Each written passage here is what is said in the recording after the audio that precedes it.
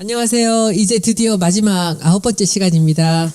여러분들 검찰 알바 그동안 많이 기다리셨죠? 이 3주 끝내고 그리고 8번째 하고 이번에 이제 마지막 9번째입니다. 9번째 주제는 뭡니까? 9번째 주제는요. 한번 맞춰보시라고 말씀드리고 싶은데 검찰총장이 부러운 대법원장입니다. 어떤 내용일 거라고 생각이 되세요?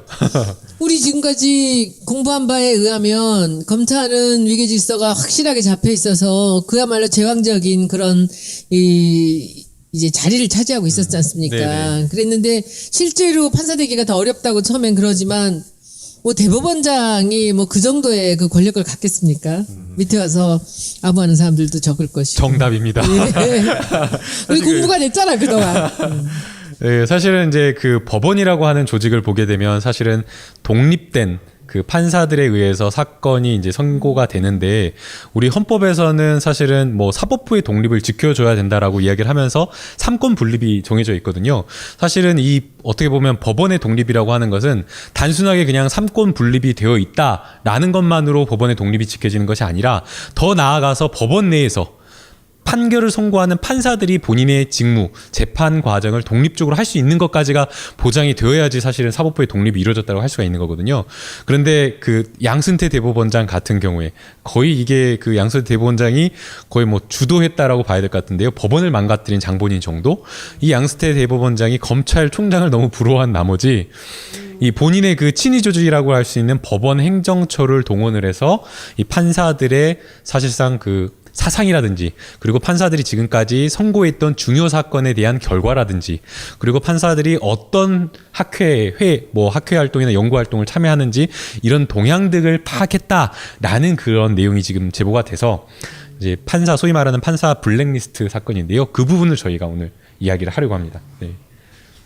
예, 그 글로벌 스탠다드라는 얘기를 언젠가부터 정부도 그렇고 기업도 그렇고 우리 사회에서 많이 쓰고 있었는데요. 지금 저희가 다룬 주제를 관통하는 맥락 중에 하나가 이 검찰도 세계적으로 유례가 없는 이상한 제도가 설계돼서 막강한 권한을 갖고 있는 희한한 조직이 됐고 우리 군사법 제도도 역시 세계적으로 유례가 없는 이상한 제도고 그다음에 우리 법원 역시 많이 발전했다고 하지만 우리 대법원장이 갖고 있는 막강한 권한이 또 세계적으로 유례가 없는 희한한 권한을 갖고 있어서 글로벌 스탠다드에 뒤처지는 일들이 곧 적폐를 낳은 거 아닌가 하는 생각을 하고요.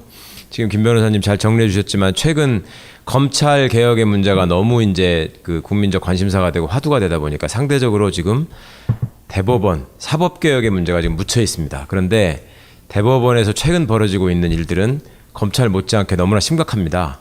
그리고 그것이 심각한 이유는 검찰이 그 정의를 저버리고 인권을 저버리고 막심한 잘못을 저지르게 되면 그거를 시정해야 될 기관이 법원이라는 점에서 또 그 책임이 크고 또 한편으로 검찰이 어떤 문제를 일으켰을 때 법원이라도 똑바로 있으면 그 문제가 좀 해결되고 피해가 회복될 수 있는 여지라도 있는데 법원이 망가져버리면 이거는 최종적인 피해가 됩니다. 정말 이거 회복이 불가능한 피해가 되기 때문에 지금 망가져가고 있는 법원의 문제, 그다음에 판사들은 왜 저렇게 사표까지 내가면서 외치고 있는가 하는 점을 좀 말씀드려야지만, 네네 그렇습니다. 그래야지만 이게 소위 검찰개혁의 과제로 시작된 우리 사회의 문제가 그냥 별개로 움직이는 게 아니다라는 말씀을 계속 드렸었는데 이 법원 문제도 결코 도외시했으면 안 되겠다 이런 생각에서 지금 말씀을 드리려고 하고요. 그다음에 이제 대법원장이 검찰총장을 부러워하겠냐. 어떻게 보면 상징적인 얘기인데 실제로 벌어지는 사례를 보면 검사들이 검사장이 되고 그다음에 고등검사장이 되고 이러면 장관급 자리인 검찰총장이나 또 헌법재판관이나 대법관이나 이런 걸로 갈 수 있는 이제 기회가 되는 거 아니겠습니까? 네. 그러면 그 중에 서열로 따지면 정부기관의 의저 서열로 따지면 제일 높은 게 대법관이고 그다음에 헌법재판관이고 검찰총장이고 이렇게 됩니다. 셋 다 장관급이라고 하지만 실제 서열은 그렇잖아요. 그러면 상식적으로 생각할 때 그 위계질서 속에서 있었던 사람들이 제일 선호하는 데가 제일 높은 데를 선호할 것 같은데 네. 검사장이나 고등검사장한테 당신 뭐 하고 싶냐 그러면 100이면 100 다 검찰총장을 하고 싶다고 한단 말이죠. 검찰총장은 임기가 2년밖에 안 되고 그 임기 2년을 제대로 채운 사람도 많지 않습니다. 근데 대법관이나 헌법재판관은 6년을 하는 거거든요. 대부분이 아니라 다 채워가지고 다 채우잖아요. 나오는. 신영철 같은 사람도 채웠는데 그런데 왜 6년짜리 더 높은 거를 싫다고 그러고 검찰총장을 원할까? 그거는 의원님께서 말씀해 주신 것처럼 딱 꼭대기 정점에 있으면서 이 피라미드 조직의 꼭대기에서 자기 한 몸처럼 수적으로 움직이는 이런 자리에 있기 때문에 그러는 거고요. 심지어 그 지난 박근혜 정부에서 헌법재판관으로 임명됐던 안창호라는 분이 박근혜 탄핵 재판 결정문에도 무슨 보충 의견을 써서 화제가 되기도 했는데 가장 보수적인 분이라는 분이었죠. 그분이 헌법재판관 되고 나서 얼마 안 돼 가지고 최동욱 검찰총장 낙마 사태가 있고 그렇게 하고 나니까 차기 검찰총장 인선을 할 때 이제 인사검증 대상자들 동의를 받잖아요. 네. 그때 안창호가 헌법재판관으로 있으면서 동의서를 써냈다고요. 헌법재판관인데 자기 검찰총장 하고 싶어서 시켜주면 하겠다. 세상에. 결국 떨어지긴 했는데 네. 그것도 그때 화제가 됐죠. 정말 이건 놀라운 일입니다. 정말로. 놀라운 게 아니라 정말 부끄러운 일 같습니다. 진짜 부러운 거네. 정말 부끄러워. 진짜 얼마나 그게 부러우면 그리고 얼마나 그게 권세가 막강하면 그러겠습니까? 그 네. 법원 검찰을 하나만 더 말씀드릴게요. 이걸 떼놓고 생각하시기가 쉬운데 지금 그리고 그 등장하시는 인물들이 그 관련돼 있는 가슴 아픈 사건이 하나 있어서 이거는 그냥 사례로 말씀을 드리는데 법원하고 검찰이 같이 이제 한 구역의 옆 건물에 있으면서 생기는 문제들을 좀 말씀을 우리가 드렸었잖아요. 그리고 재판부에 들어오는 검사하고 판사하고 같이 회식하는 문제. 그러면 누가 재판의 공정성을 수긍하겠느냐 이런 말씀도 드렸는데 단순히 그런 차원을 넘어서서 실제로 문제가 됐던 사례가 있었죠. 그 론스타 사건이 있을 때 거기 이제 자꾸 법원이 영장을 기각하니까 그 법원 내 그쪽 담당자하고 검찰의 담당자가 우리 싸우지 말고 하면 만나자. 그거를 법원에서 제의를 합니다. 검찰에. 예. 겁이 났는지 모르겠어요. 자꾸 영장을 2번인가 기각하니까 검찰에서 언론에다 대고 공개적으로 반박을 했었거든요. 그러면 법원은 예전부터 이상하게 검찰이 그렇게 나오면 쫄아요. 그리고 검찰도 은근히 협박을 합니다. 이런 식으로 하면 내가 법원 판사 출신 중에 비리를 하나 터뜨리겠다. 내지는 압박을 해가지고 니네가 원하는 방향을 무산시키겠다. 이런 식의 은근한 압박을 하거든요. 언론을 동원해서. 언론의 기사에 날 때도 있고 기자를 통해서 이렇게 찔러볼 때도 있고. 그러니까 이제 겁이 났는지 당시에 법원 행정처 차장 형사 수석부장이 중앙지법법원의 형사 수석부장이 그 영장을 기각시킨 영장 전담 부장판사를 데리고 검찰 간부들을 만납니다. 검찰 쪽에는 누가 나오냐면 중수부장하고 수사기획관이 나옵니다. 그때 등장한 사람들이 누구냐면 형사수석부장을 하면서 판사를 데리고 나온 사람이 이상훈 대법관, 이번에 퇴임한. 그 법원 개혁에 상당히 선봉에 있었던 이광범 전 사법정책실장, 지금 변호사의 친형님이죠. 그리고 차기 대법원장이 될 수도 있는 유력한 분이라고 얘기되는 분이에요. 이광범 변호사님이 그랬죠. 아니 이상훈 대법관. 이상훈. 네. 그리고 이용훈 대법원장 시절에 개혁을 주도했던 게 이광범 실장이었고, 자 이상훈 수석부장이 영장 전담 부장판사인 민병훈 부장판사를 데리고 나오고요. 검찰에서는 카운터파트로 누가 나오느냐? 중수부장 박영수. 그 박영수입니다. 특검을 했던 박영수. 수사기획관 최동욱. 야, 그 최동욱입니다. 급이 예. 그렇게 네 명이서 당시에는, 만나서 그 당시에. 그 네 명이서 만나가지고 자 이거를 어떻게 할 것인가를 논의를 한 겁니다. 모여서. 그러니 국민들이 불쌍합니다. 진짜로. 그분들은 그분들끼리의 리그를 벌이고 있기 때문에 그 과정에서 재판을 하는 과정에서 그렇게 만나가지고 논의를 하는 거죠. 사법부 독립이 무슨 의미가 있습니까? 그렇게 얘기하면. 응? 그리고 그 두 사람들은 나중에 하여튼 여러 가지 곡절을 거쳐서 지금은 어쨌거나 훌륭한 평가를 받는 분들로 되어 있어서 다행인데 어쨌거나 그런 흑역사는 어쩔 수가 없다. 그리고 고소당하실 일은 없는 거죠? 이런 사실이니까 고소하세요. 억울하면.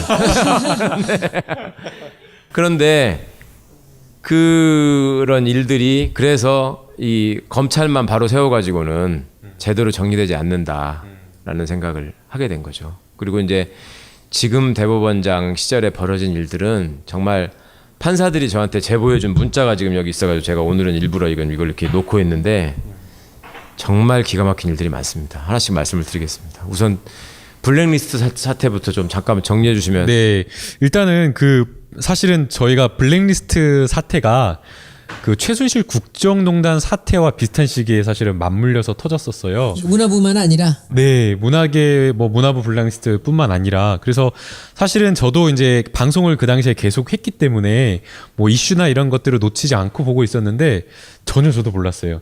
뭐 저도 이제 가끔 뭐 당시에 이제 방송을 하다가 가끔 국회의원회관실에 가면 어떤 분이 계속 국회의원실을 들락날락 하더라고요. 그래가지고 저분이 누구지라고 하고 나중에 이제 들어보니까 판사님이라고 그러시더라고요. 판사님이 국회의원실에 왜 이렇게 왔다 갔다 하지? 그런데 어떤 한 의원실에 그렇게 한번 봤는데 그 한 의원실뿐만 아니라 2층 복도에서 로비에서도 만나고 또 다른 의원실에 들어가는 걸 보기도 하고 그래서 저는 그때 이게 왜 판사가 이렇게 왔다 갔다 하나라고 몰랐었는데 그 당시에 몰랐었는데 나중에 그걸 알았던 거예요. 그러니까 그 법원 내에서 법원 그 행정처라고 하는 곳이 있습니다. 이 법원 행정처라고 하는 것은 그 모든 법원의 인사와 그다음에 재판 업무와 행정적인 지원을 하는 부서거든요. 그리고 이제 법원의 어떤 사법 정책이라든지 이런 것들을 만드는 그런 산실인데 이 사실 이 법원 행정처가 어떻게 보면 대법원장의 친위부대처럼 해가지고 대법원장의 거의 마치 비서실이다라고 할 정도였어요. 그게 왜 그러냐면 이 법원 행정처의 차장이 있는데 지금까지 차장이 한 31명 정도인데 그 31명 중에 한 거의 한 7, 80%가 전부 다 대법관이 되었던 분이에요. 심지어 지금 이 양승태 대법관도 역시 마찬가지로 법원행정처 차장 출신인데 이때 당시에 그 사법 파동이 있어가지고 그 법원행정처 차장을 하다가 쫓겨난 사실이 있었거든요. 특허법원으로. 그래서 사실상 대법관이 안 된다, 지명이 안 될 거다라고 했는데 법원행정처 차장만 했다라고 하면 대법원장의 측근으로서 대법관의 거의 그냥 바로 직행 코스다라고 인식이 되는 부서예요.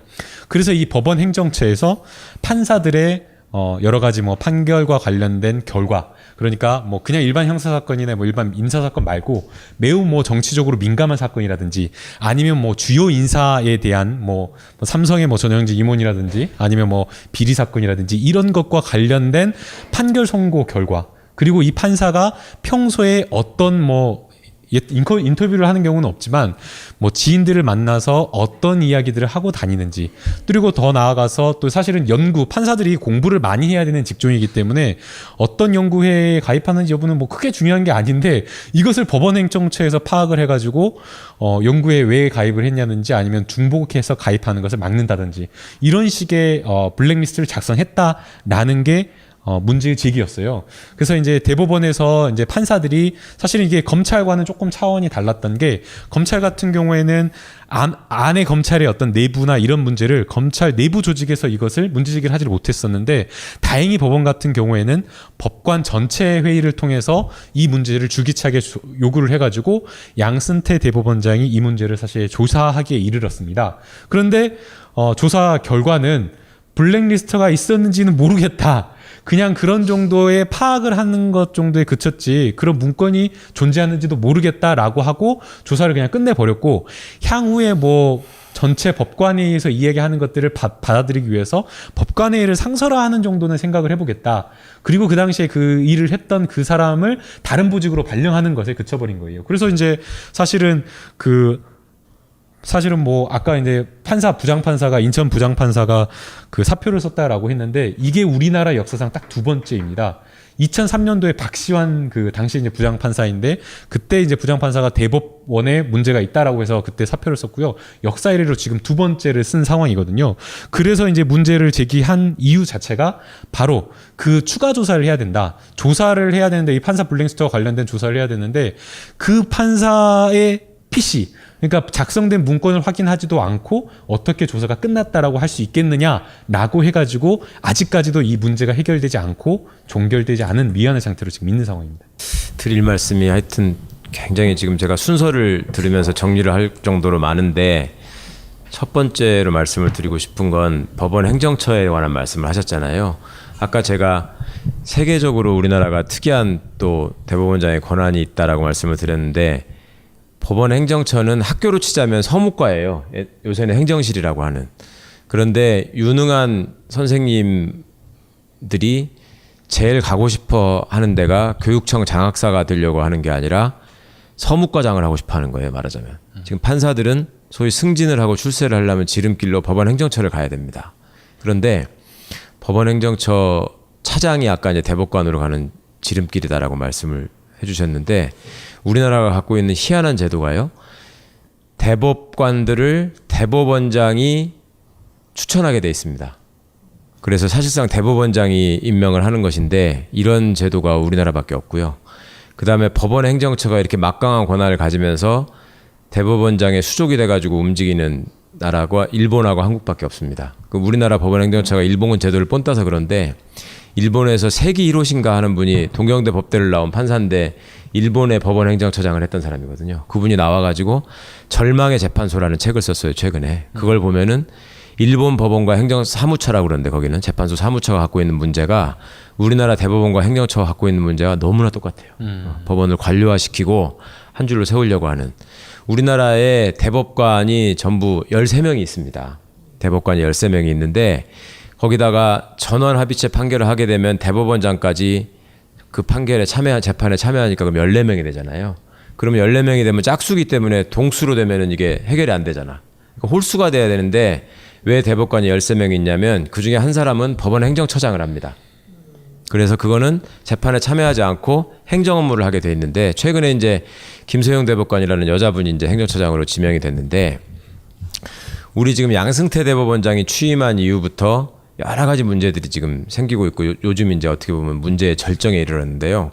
우리나라 역사상 사법파동이라고 하는 게 한 4-5번 있었습니다. 맨 처음에가 유신 때 그 검사들이 시국 사건에 대해서 판사들이 고분고분하지 않다는 이유로 판사가 어디 현장 검증하러 출장을 가가지고 변호사로부터 숙박비랑 뭐 술을 제공받았다 해가지고 판사를 뇌물수수 혐의로 수사를 하니까 전국의 판사들이 함께 사표를 낸 적이 있었습니다. 그게 이제 1차 사법파동이고, 그 다음에 그 6.29 선언이 있고 나서 당시에 대법원장을 이상한 사람으로 시키려고 하니까 판사들이 또 집단 서명을 하고 반발한 적이 있었고요. 그 다음이 이제 그 대법관 구성에 있어서 과거처럼 그 서울대 출신, 그 다음에 판사 출신 50대, 이게 지금 대법관의 주요 성분이라고 그러는데, 그 사람으로만 일관하는 거에 항의를 해서 전국의 판사들이 또 대법관 구성을 다양화해야 된다 이런 적이 있었고, 그 다음에 유명한 신영철 대법관이 2008년도에 촛불 사건에 개입하는 그 이메일을 보내가지고 그런 사건이 있었는데, 이게 희한한 게 처음에 사법파동은 그렇게 되면 다 문제가 정리가 됩니다. 그리고 최소한 대법원장이 물러납니다. 판사들이 그렇게 집단으로 서명을 해서 항의를 하면. 근데 이번에는 지난번에 광우병 파동 때 신영철 대법관이 기어이 물러나지 않고 끝내 임기를 다 채웠고요. 그래서 아주 나쁜 예를 만들었는데, 이번에는 전국의 판사들이 대표자 회의를 소집을 해가지고 100명이 모여가지고 어떻게 보면 집단적으로 다 그 이 문제에 대한 심각성을 얘기를 했는데, 대법원장이 요지부동입니다. 그리고 이 대법원장이, 양승태 대법원장이 과거에 자기한테 대항하는 것으로 보이는, 그러니까 대법관의 권위에 도전하는 것으로 보이는 특정 학회를 지목하고, 국제인권법학회라는 학회인데 판사가 무려 560명 이상이 가입한 법원 내 제일 큰 학회인데, 그 학회에서 탈퇴를 종용하고 또 자기 밑에서 행정처에서 일했던 주요 간부들을 그 학회에다 투입시켜가지고 회장을 맡게 하고 주요 간부를 맡게 해가지고 와해시키려는 일도 하고, 그 다음에 그 학회 출신의 유망한 판사를 행정처로 불러들여가지고 네가 앞으로 이 학회에서 주도하는 세미나를 못하도록 하고, 그 세미나의 내용은 뭐냐면 법원 행정처나 그 대법관의 지시나 이런 거에 관료주의가 얼마나 판사들의 독립에 심대한 영향을 미치는가를 설문조사를 한 걸 발표하려고 했거든요. 그걸 못하게 하기 위해서 그 학회의 주역으로 보이는 판사를 불러다가 행정처의 주요 자리를 주면서 네가 앞으로 그거를 저지해, 이걸 시키는 겁니다. 좋은 자리를 주고 회유한 거네요. 네, 법원 행정처의 실장이라는 사람이. 그러니까 이 사람이 아니 그게 무슨 말이냐, 저는 거기에 그렇게 핵심 멤버도 아닙니다. 그러니까 이 사람이 그 지시를 한 실장이 무슨 소리 하는 거야, 너 앞으로 정식 부임해가지고 네 컴퓨터에 보면 비밀번호가 걸려있는 폴더가 하나 있을 텐데 그걸 열어보면 거기 다 있어. 그러니까 우리가 네 조사를 다 해서 네가 그 핵심이라는 걸 알고 내가 지금 얘기하는 건데 아니라고, 웃기지 마, 이런 취지로 얘기를 한 거예요. 그러니까 이 판사가 충격을 받고 자기랑 같이 있었던 동료 판사한테 물어봅니다. 그런 게 진짜 있냐? 그랬더니 그런 게 있다라고 얘기를 한 거예요. 그런데 법원 행정처에는 여러 그 분야가 있는데 판사들의 인사관리라는 인사심의관실이라는 데가 있어요. 여기는 당연히 판사들에 관한 인사자료를 관리할 수 있죠. 판사들 중에서도 문제가 있는 사람이 있으니까 평점이 나쁘거나 그렇죠. 뭐 재판을 잘못하거나 인성이 이상하거나 무슨 민원이 제기되거나 뭐 돈 문제가 이상하다거나 그런 사람들을 관리를 해야 되죠. 그래야 재임용에서 탈락시키고 하니까. 그런 인사심의관실에서 이게 있었던 게 아니라 아무 상관없는 사법정책실에 이게 있었단 말이에요. 그러니까 이거는 이거하고 전혀 별도의, 그러니까 대법원장의 지시를 받는, 그리고 그 지시를 한 실장은 또 대법원장의 별동대처럼 운영을 하는, 이제 이름도 양형실장이라 그랬는데 양형실장이라는 게 말이 되나요? 그 대법원에 양형위원회라는 게 있어요. 재판을 하면 형이 들쑥날쑥 하니까 그거를 위원회에서 전문적으로 해서 이제 몇 년부터 몇 년 사이로 선고하라 이런 건데, 그 부분의 실무를 담당하는 양형위원회 상임위원을 갖다가 그 내부에서는 양형실장이라고 부릅니다. 거기서 사법정책실장, 사법연구실장 뭐 이런 것들이 있으니까. 그런데 그 양형실장은 대법원장의 별동대처럼 움직이는 사람인데, 이 사람이 그 학교 회장 출신이고 그 젊은 판사한테 그런 얘기를 해서 판사가 사표를 냅니다. 이거는 판사의 기본적인 인권을 침해하는 일이다 라고 사표를 내니까 부랴부랴 그때부터 이 판사를 막 설득하고 무마하고 해가지고 이 판사를 그냥 원래 있었던 법원으로 다시 돌려보내는 식으로, 법원의 역사상 한 번도 있지 않았던 일이 벌어지는 거죠. 이틀 만에 돌아가는 겁니다. 자기 법원으로. 그리고 참 유치한 것이, 이 친구 하나만 돌려보내면 너무 표가 나잖아요. 그러니까 옆자리에 있는 사람들을 한 칸씩 옮긴 겁니다. 이런 바람에 더 표가 크게 난 거예요. 그러고 나서 이 문제가 이제 법원 내부의 판사들한테 공론화가 된 건 뭐냐면, 그 판사가 이제 이 사람은 돌아갔고 거기에 항의해가지고 새로 부임한 판사가 이제 그 업무를 물려받아서 일을 해야 될 거 아닙니까? 그런데 컴퓨터를 켜보니까 하드디스크를 교체해가지고 이게 깡통인 거예요, 컴퓨터가. 그래가지고 일을 할 수가 없어. 파일이 있어야지 뭘 갖고 일을 하잖아. 그러니까 근데 그 사람이 왔을 때 윗 사람들이 이 문제를 어떻게든 덮는데 급급하니까 후임 판사한테 사실은 거기에 무슨 이런 게 있어가지고 우리가 그거 지우느라고 하드 교체했으니까 그냥 일해, 이렇게 얘기 못했을 거 아니에요. 네. 그러니까 이 사람은 일을 해야 되는데 아무것도 없는 거야.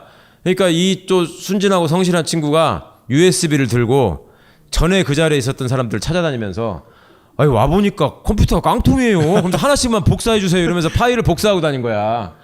그러니까 그 장면을 본 판사들이 많이 있을 거 아니에요. 아니 이게 무슨 일이야? 그러니까 아니 컴퓨터가 깡통이라네? 이래가지고 이게 알려진 거야. 이제 이게 무슨 일이야? 하고 보니까 이렇게 된 거고.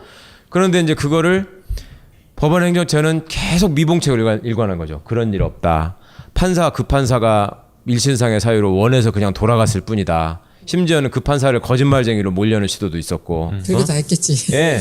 그리고 뭐 이제 진상조사위원회가 꾸려져 가지고 조사를 하겠다 해놓고 진상조사위원회에다가 그러면 그 하드디스크를 확인해달라고 하니까 그거는 개인의 신상 정보나 이런 것들이 많아가지고 해줄 수 없다라는 또 얘기를 하고. 그러니까 판사들이 또 법원 내부에 자기들끼리 쓰는 전산망에다가 장문의 글을 올리는데 하필 또 전자공학과 나온 판사가 있어가지고 거기다가 제가 컴퓨터에 대해서 좀 아는데 이거는 이렇게 처리를 하면은 사생활의 비밀을 전혀 침해하지 않고 그거만 딱 확인할 수 있으니까 그렇게 합시다. 근데 그것도 못하겠다고 거부를 한 거예요. 그것도 못하겠다고 하니까 진상조사 결과 발표를 하면서 법원 행정처 조직 전체가 잘못한 것이다 이렇게 발표를 했는데, 또 언론 플레이를 해가지고 행정처의 간부들의 일부 문제가 있었다. 그러면서 최근에 아까 그 처음 지시했다는 양형실장 한 사람만 감봉 4개월에 징계를 합니다. 감봉 4개월에. 그러니까 그러니까 억울을 그렇게 할 수 있어요. 그러니까 문제는 조사를 통해서 이제 진짜 판사 블랙리스트가 있었는지를 확인을 하는 것이 정말 중요하고요. 그 다음에 이제 더 중요한 것은 정말 이러한 어떤 판사에 대한 자료가 있었다라고 한다면 실제 이 판사들에 대한 불이익이 있었는지 여부거든요. 사실은 뭐 검사들도 뭐 승진의 목을 맨다라고 하는데 판사도 공무원이다 보니까 좋은 자리를 가야겠다라는 승진 욕구가 분명히 있어요. 또 특히나 판사 같은 경우에는 뭐 본인이 판사로서의 역량을 키워야 된다라고 하면 단순하게 이제 뭐 그냥 좋은 자리 가는 게 아니라 정말 좋은 사건을 맡아볼 수 있는 그런 자리, 그런 법원에 가는 게 중요하거든요. 그러다 보니까 사실은 판사들도 이러한 어떤 평가 자료나 이런 것들이 있다라고 한다면 인사상 불이익 때문에 판결에 대해서 아무래도 조심할 수밖에 없는 거예요. 그게 소위 말하는 그 사법 관료화라고 하는 건데 이 사법 관료화가 얼마나 무시무시한 거냐면 하급심 법원에서 1심, 2심, 3심이 이렇게 자유롭게 있는 것은 각급 법원마다 판사가 정말 독립되게 정말 그냥 기록을 보고 본인 소신과 양심에 따라서 판단을 하라고 그렇게 해주는 건데 이게 사법 관료화 속에서 본인의 어떤 승진을 생각하고 본인이 속해 있는 법원장이 뜻이 어떨까 또 여론이 어떨까 이렇게 생각하게 되면 1심 법원부터 판결 선고나 이런 것들이 정말 왜곡될 수가 있는 거거든요. 그렇기 때문에 사실상 이 판사 블랙리스트가 정말 존재했는지 그리고 정말 존재했다라고 한다면 양승태 대법원장이 이것을 고려해서 인사상 조치를 했는지 여부를 확인하는 게 중요한데 그 확인 가장 기본이 아까 변호사님께서 말씀하신 그 컴퓨터를 보는 거. 컴퓨터를 봐야지 정말 있었는지 없는지가 중요하고 그 다음에 실제로 그 문건을 작성했다라고 한다면 그 사람들을 불러가지고 조사를 해야 되는데 그 컴퓨터를 뭐 개인 신상 정보가 들어있어서 안 된다라고 하는데 이미 법관회의에서는 조사 과정에서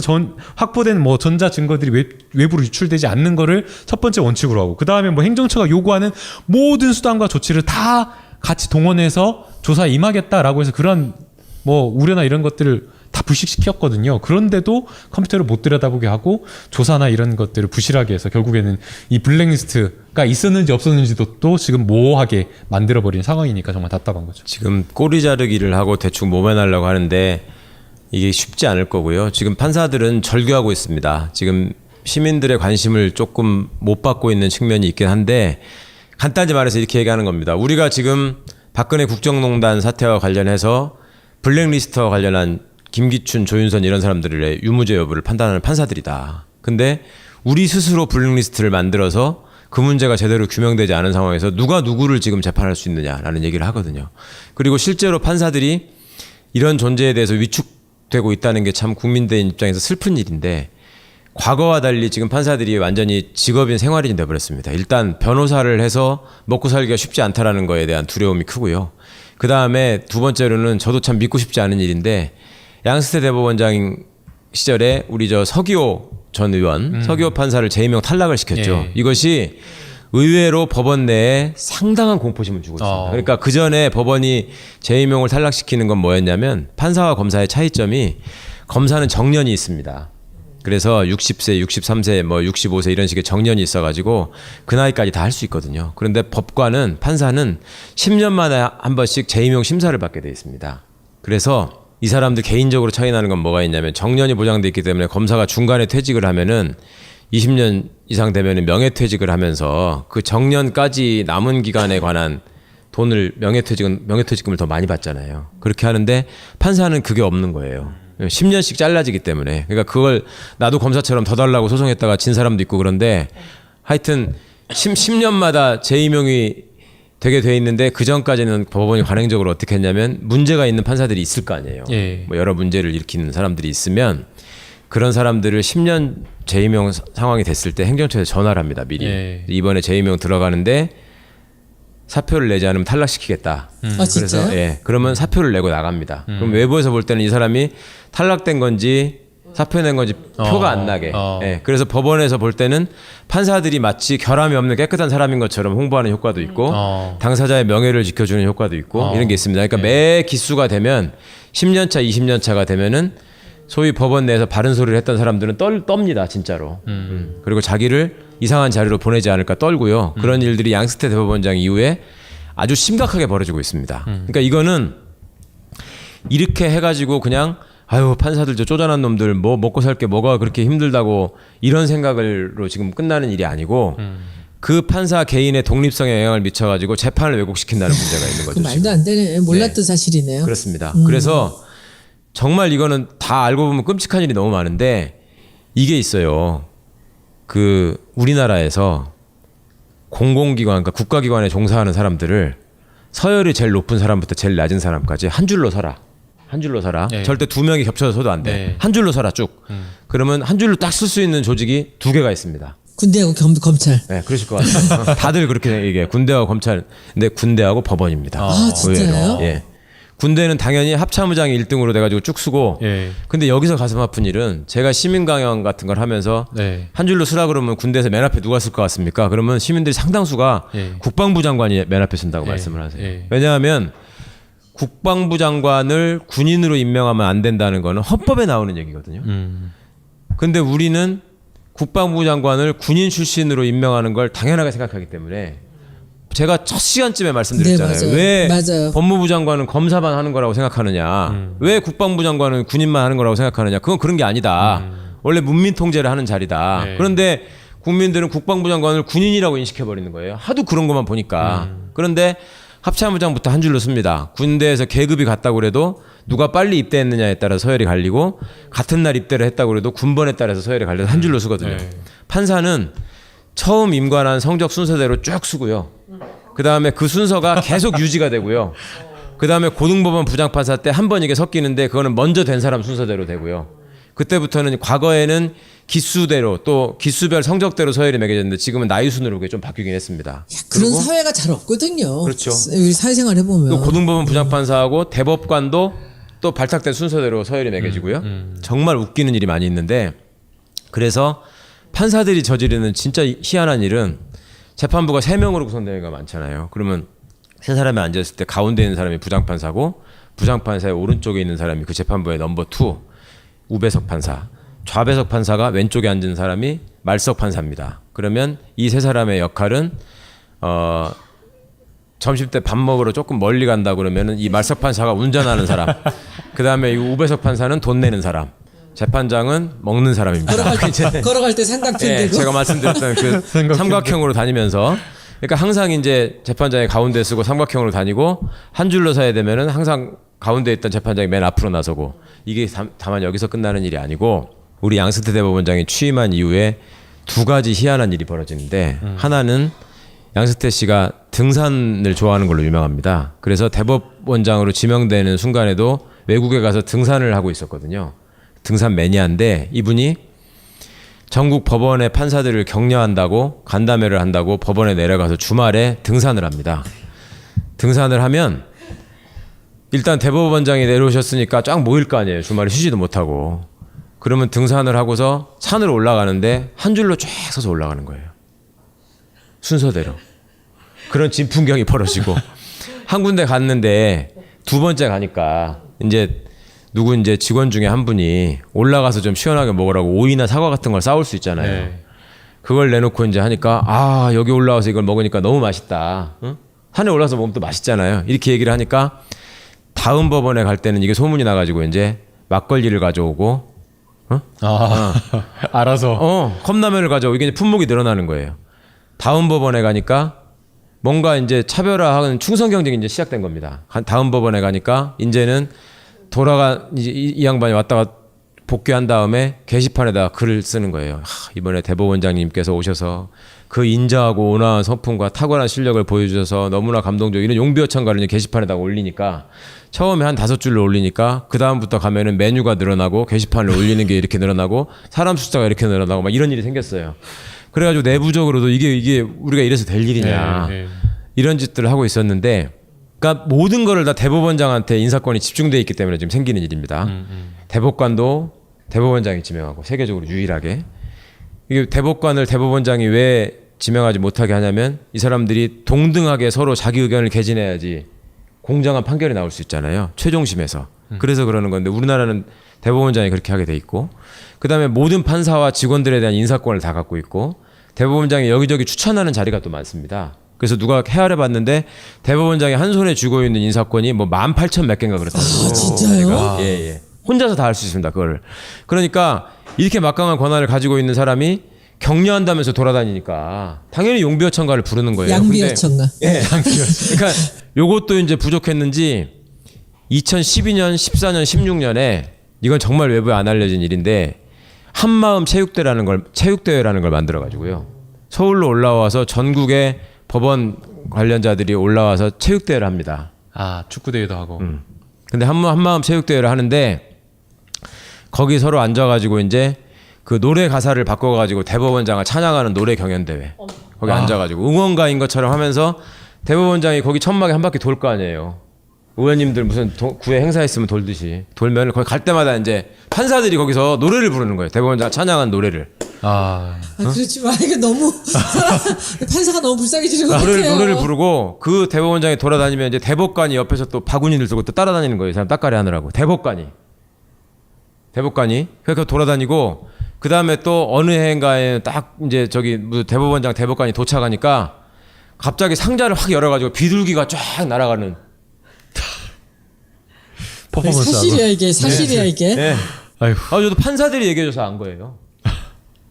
세상에 이런 일을. 그런데도 검찰총장을 부러워하잖아.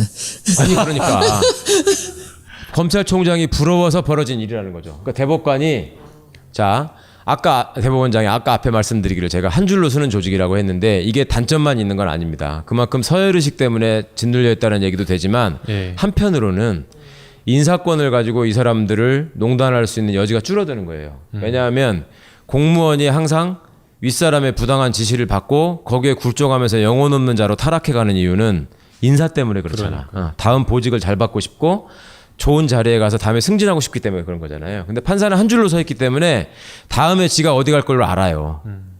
그러니까 서울에서 처음 있으면 지방을 가는 거고 이제 지방에서 상당한 연한이 차면 서울로 올라오는 건데 그때 예를 들면 제가 서울에서 처음 발령을 받은 판사인데 다음에 내려갈 때는 이제 고향 가까운 데 쪽으로 뭐 지망을 할 거 아니에요. 그러면 이제 제가 전주를 예를 들어 지망을 했다. 그런데 나보다 성적 좋은 사람이 전주를 지망해가지고 전주가 차버렸어 자리가.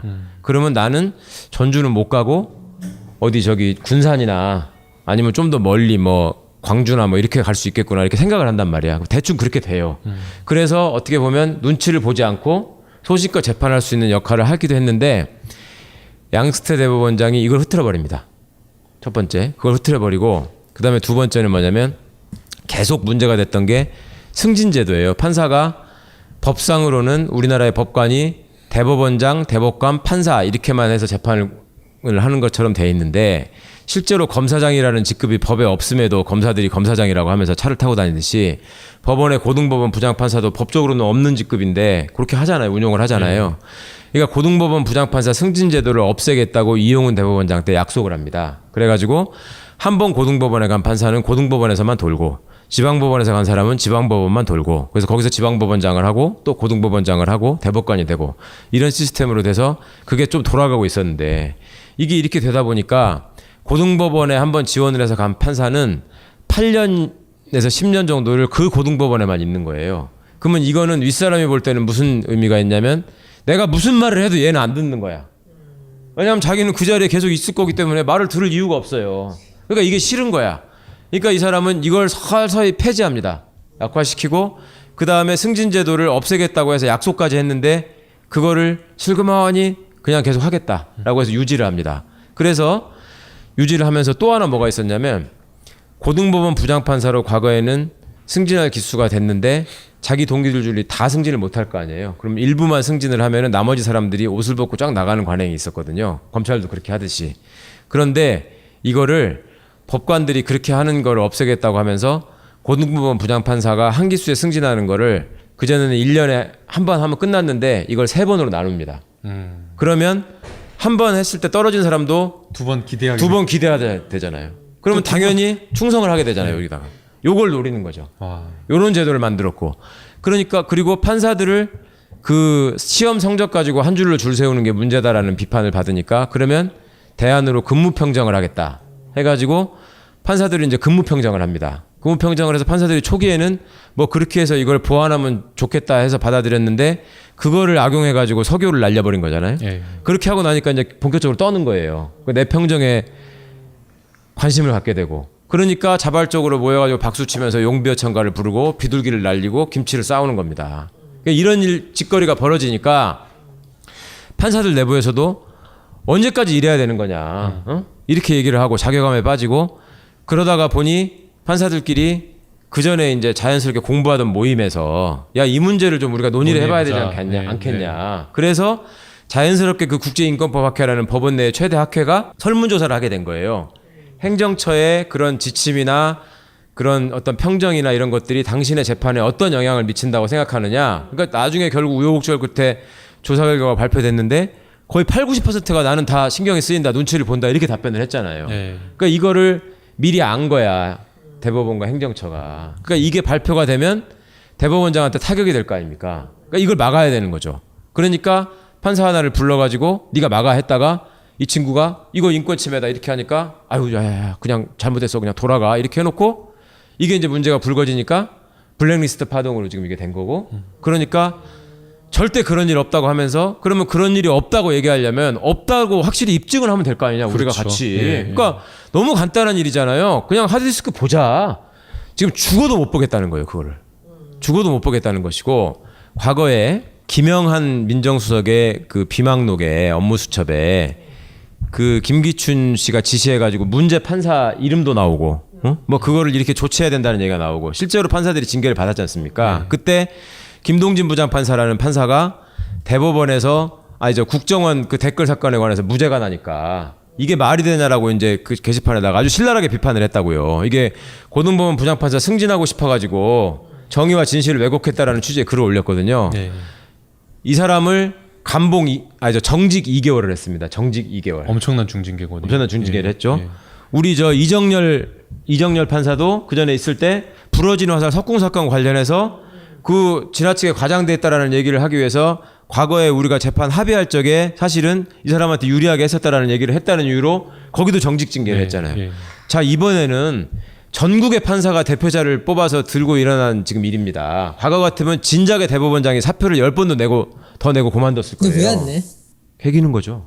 왜냐면 임기가 다음 달에 말리고 하거든요. 9월 달에 끝나는데 자기는 불명예스럽게 중간에 퇴진하는 그 저기가 안 되고 싶은 거예요.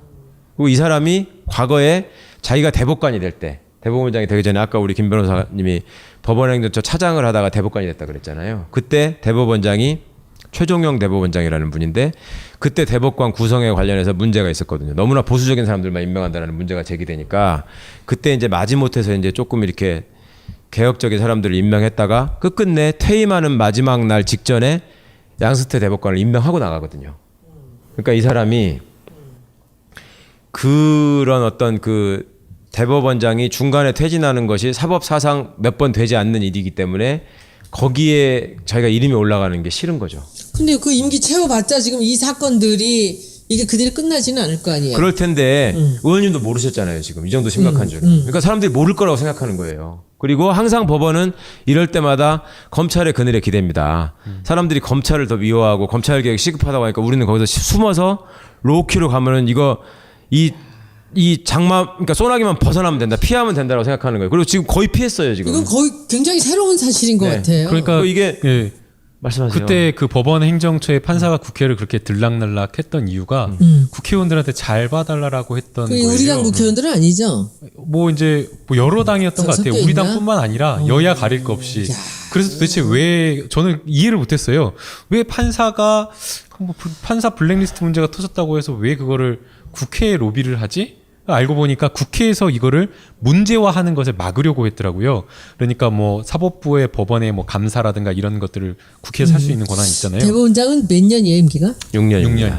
왜 이렇게 길어요? 사법부 독립 때문에 대통령보다 길어야 되는 거예요.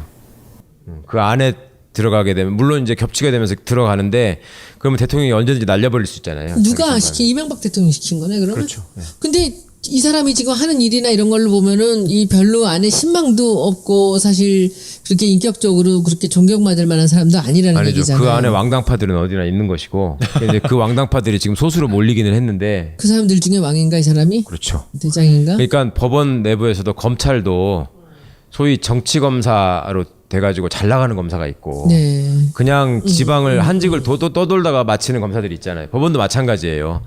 행정처를 거쳤느냐 안 거쳤느냐에 따라서 판사도 완전히 이게 차이가 납니다. 나중에 보면. 그래서 행정처를 이렇게 가려고 하는 거거든요. 그러니까 이 대법원장이란 자리가 그렇게 중요한 자리인데 이제 이 사람 한 사람이 들어와서 지금 모든 지금 이 사법부의 그 여러 가지 균형이 많이 네, 깨지고 그러니까 리듬도 깨지고 그러고 있다는 거죠. 법원을 완전히 망쳐놨다라는 거죠. 그렇다고 한다면 아무리 법원을 망쳐놓은 장본인도 안에 내부 구성원들이 이거를 이렇게 개혁해야 된다. 이 문제를 확인하고 고쳐야 된다라고 이야기를 하면 그 목소리를 외면하지 할 수 있는 사람이 없거든요. 그런데 지금 양승태 대법원장은 그걸 완전히 외면하고 있는 거예요. 그 어떤 성격의 사람이에요? 성향이. 그 경남고하고 서울법대를 나왔는데 김기춘 씨의 직속 8년 후배입니다. 고등학교 그 대학교 사람이 후배. 시킨 건가?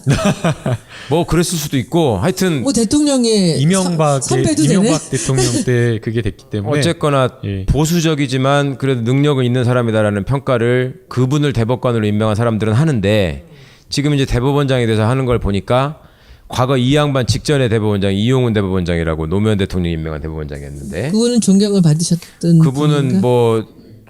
뭐 전폭적인 존경까지는 아니더라도 하여튼 상당한 존경을 받은 분이고 나름 이제 법원을 좀 개혁적으로 운영해 보려고 여러 가지 애도 쓰고 좀 과거에 이제 독수리 오용재라고 얘기한 좀 개혁적인 대법관들을 지명하고 했던 일이 있는데 이분은 소위 이제 언론에서 얘기하는 정통 엘리트 법관 코스를 밟은 사람으로서 법원 내부의 그 인너 서클에 있는 사람들은 대법관 13자리 중에 검사 출신이 지금 한 명이 있고요. 그 다음에 서울대 출신이 아닌 사람이 한 명이 있고요. 그 다음에 여성이 지금 또 있고요. 이렇게 이제 배려해서 하는데 과거에 이제 무슨 원광대를 나오신 분을 대법관으로 지명하고 그 다음에 부장판사로 중간에 사표 던지고 나가서 변호사 개업한 분을 대법관으로 지명하고 법원 내에 개혁적인 판결을 통해서 신망을 얻는 분들을 대법관으로 지명하고 이런 과정에서 이걸 어떻게 받아들이냐면 이상한 정권이 들어와 가지고 우리가 당연히 해야 될 자리를 뺏어간다라고 생각하는 사람들이에요. 그러니까 사석에서 얘기하는 거 보면 내가 깜짝 놀랐는데 이번에 우리가 몇 자리를 또 뺏겼다라고 표현을 합니다. 또 뺏겼다. 그러니까 거기는 당연히 우리 자리라고 생각을 하는 당연히 거네요. 우리가 하는 건데 뺏겼다라고 얘기를 하는데 이분은 대법원장이 돼가지고 이거를 내가 다시 돌려놓겠다라는 생각을 한 것 같아요. 그것이 박근혜가 얘기하는 비정상화의 정상화하고 비슷한 맥락인데 하여튼 그래서 이게 지금 대법원장이라는 거는 어느 정도의 그 권위를 내부적으로 가지고 있냐면 우리가 전원 합의체로 재판을 하는 경우가 사회적으로 굉장히 이슈가 되는 사건에 대해서 대법원이 주요한 판례를 남기고자 할 때 또 기존의 판례를 바꿔야 할 때 그 다음에 이제 12명의 대법관하고 대법원장 1명이 하고 13명이라 그랬잖아요. 네. 그럼 12명이 4명씩 해서 3개의 부가 있습니다. 대법원에는. 그러면 4명의 그 대법관들이 각각 자기 부에 배당된 사건을 나눠가지고 4분의 1씩 하는데 그중에 다 주심 대법관들이 있거든요. 근데 이 주심 대법관이 얘기한 것과 다른 대법관들의 의견이 맞지 않으면 이거는 전원재판부에 회부하도록 돼 있는데 그것도 자동으로 법적으로는 원래 다 회부하게 돼 있는데 그렇게 하면 너무 많아진다 그래가지고 대법원장이 회부하라 마라를 결정하기도 하고 지시하기도 하고 합니다. 그런데 전원 합의체가 이제 이루어져 가지고 거기서 이제 토의를 할 거 아니에요. 네. 말하자면 요게 이제 유죄냐 무죄냐. 한명숙 총리 사건 같은 경우에 이게 유죄냐 무죄냐 이런 것들을 이제 얘기를 할 때 그래서 대법원 판결은 다수 의견 소수 의견이 항상 기재되게 돼 있는데요. 그거를 쫙 이제 토의를 하고 나서 그러면 나는 유죄다, 나는 무죄다 이걸 의견을 밝혀야 되잖아요. 네. 그거를 서열이 낮은 대법관부터 얘기를 하게 돼 있습니다. 그럼 서열이 낮은 대법관부터 나는 유죄다, 나는 무죄다 이렇게 하다가 보면 몇 대 몇으로 갈릴 거 아니에요. 네. 그러면 극단적으로 대립이 됐을 때 어떻게 되겠습니까? 13명이니까 7대 6으로 갈리는 경우가 있어야 되고요. 네, 네. 예. 그 다음에 사회적으로 중요 이슈가 되는 또 쟁점이 되는 내지는 소부에서 의견이 안 맞는 사건이 올라왔기 때문에 13대 빵은 없어야 되잖아요. 그렇죠. 예. 그렇죠? 예. 기본적으로. 예. 그런데 양승태 대법원장이 되고 나서 13대 빵이 되는 사건이 엄청 많아졌어요. 과거에는 없었던. 그러니까 이거는 그냥 정치적으로 조금 그 구릴 수 있는 이상한 사건의 판결을 하면서 나 혼자 매맞을 수 없으니까 같이 하는 걸로 해가지고 13대 빵 판결을 만드는 거예요. 아무 의미가 없는 거예요. 그거는 4명이 하는 데서 4대 빵으로 해도 되는 거거든. 소름 끼치는데요. 예. 그거를 굳이 올려가지고 13대 빵으로 하는 사건이 양승태 대법원장 시절에만 엄청나게 많아졌어요. 예를 들어서 어떤 대표적인 사건이 있어요? 쌍용차 한 거를 정리해고에 적법하냐 아니냐 이게 이제 2심에서 적법하지 않다 잘못된 해고다라고 했는데 그걸 대법원에 13대 빵으로 했고요. 그 다음에 국정원 댓글 사건 원세훈 사건 네. 파기환송한 거 그것도 13대 빵이었어요. 예. 그런 말도 안 되는 짓거리를 하는 겁니다. 연피하려고 그러는 거지. 누구 하나 이름 하나 이게 피하려고. 12대 1은 싫으니까. 네. 그런데 적어도 대한민국의 대법관들이 모여서 얘기를 하면은 7대 6짜리 사건들도 있어야지. 응? 소수의 의견들이 어느 정도 존중받는다니. 이용훈 대법원장 시절에는 7대 6은 없어도 8대 5가 꽤 있었어요. 8대 5가. 그래서 독수리 오형제라는 말이 나온 건데 이건 또 왜 8대 5가 되냐면 이것도 참 가슴 아픈 일인데 헌법재판소에 헌법재판소장이 있잖아요. 네. 헌법재판소장까지 합쳐서 9명이거든요. 헌법재판관이. 여기는 5대4, 6대3 뭐 이런 것들이 흔하고 6명이 돼야지만 의미가 있는 결정들이 많잖아요. 헌법재판소 네. 법상. 그런데 그때 보면은 헌법재판소장이 8대1에 1에 들어가는 경우가 꽤 있습니다. 헌법재판소장이 혼자 소장이. 유일하게 네. 소수 의견인 경우가 네. 꽤 네. 있어요. 그런데 대법원 전원합의부 판결에서는 대법원장이 소수에 포함되는 적이 단 한 건도 없습니다. 그러니까 7대 6에 6에 들어가는 적도 한 번도 없고요. 그럼 일단 과반이고. 이건 뭐냐면 아까 제가 낮은 사람, 서열이 낮은 사람부터 얘기를 한다 그랬잖아요. 의견을. 네, 네. 그러면은 어느 정도 이렇게 쭉 가다 보면 한 10번째가 되면 5대 5가 될 거 아니에요. 예. 그러면 이제 11번째 대법관이 위에서부터 따지면은 세 번째잖아요. 네. 이 사람이 6대 5를 만들어. 그렇겠죠? 11번째가. 네. 무기명으로 딱 투표하게 하면 안 되나? 아니에요. 그거는 의견을 의견 어차피 밝혀야 되니까. 예. 6대 5로 하고 그러면 12번째 대법관은 6대 5 중에 6으로 붙어요.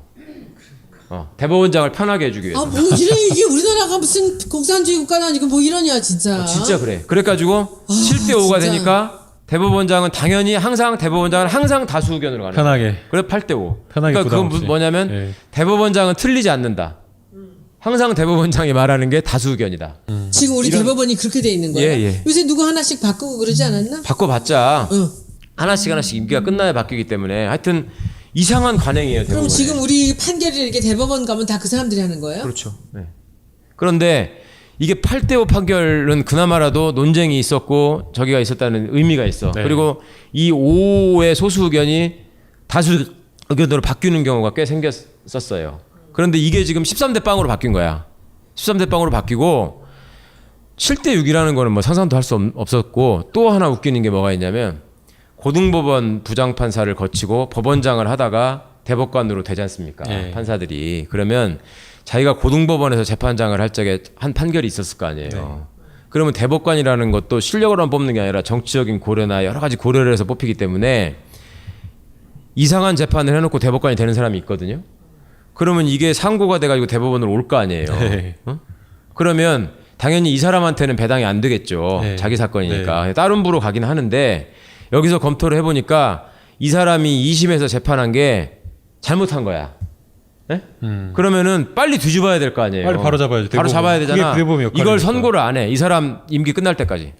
아, 이게 나쁜 놈들이에요, 진짜. 진짜 이거 너무했다. 이건 왜 그러냐면 이 사람이 대법관으로 있는 상태에서 이 판결이 뒤집어지면 이 대법관이 틀렸다. 오류가 있는 얘기잖아요. 대법관, 오류가 있는 오류가 있는 대법관이다. 대법관이라는 게 되잖아요. 네. 그러니까 자기들의 변명은 그렇게 해서 대법원의 신뢰를 망가뜨리면 안 되기 때문에 법적 안정성과 대법원의 신뢰와 권위를 위해서 대법원장의 신뢰와 권위를 위해서 그렇게 한다는 내부의 암묵적인 관행이 있어요. 이게 무슨 나라야 이게? 이게 대법원 이래가지고 이걸 어떻게 믿고 우리가 사법부를 정말 신뢰를 해요? 그러니까 이게 죽어나는 건 국민인 거예요. 그러니까. 이거는 그래가지고 대법원에서 이렇게 돼버린다는 건 뭐냐면 끝이에요. 그게 더 이상 재판을 끝이잖아. 더 이상 어디 가서 호소할 그러니까 데가 우리가 없어요. 지금 이해하기 어려운 그런 재판들이 대법원에서 나오는 판결들이 다 그렇죠. 예, 이웃에 예. 와서 이루고 나온다는 거 네. 아니에요? 그러니까 2심까지 꽤 잘 진행된 재판들이 대법원에 가면 이상하게 뒤집어지는 게 다 그렇게 지금 뒤집어지고 있는 거예요. 홍준표. 그렇죠. 홍준표도 이제 어떻게 될지 모르겠는데 하여튼 원세훈 사건도 그렇고 보남 안 하겠네. 쌍용차 사건도 네. 그렇고 과거사 사건도 그렇고 그런 것들이 자꾸 많아지니까 이게 그러면 왜 이 사람들은 명색이 대법관이라는 자존심이 있어야 되는데 도대체 왜 이러느냐 우리가 생각해 봐야 되잖아요. 네. 판사들이요. 판사 출신 사람들은 배석 모임이라는 걸 합니다. 들어보셨어요? 배석 모임. 아니요. 자기가 처음에 판사를 할 적에는 당연히 배석 판사를 할 거 아니에요. 예. 재판장을 못 하고.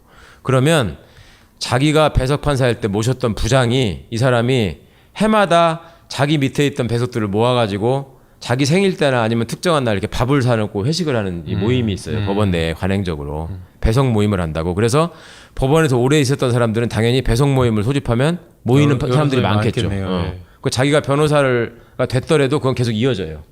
그래서 계속 그런 배석 모임 같은 거 하는데 그런데 정말 웃기는 건 대법원장이 나가잖아요. 이 사람도 배석 모임을 해. 그러니까 자기가 판사 시절에 있었던 그 판사들만 하는 게 아니라 예. 자기가 지명한 대법관들을 모아놓고 배석 모임을 해. 아이고. 지금도 이명박이가 돌아다니면 이명박이가 시켜준 장관이나 이런 꼬붕들이 따라다니잖아요.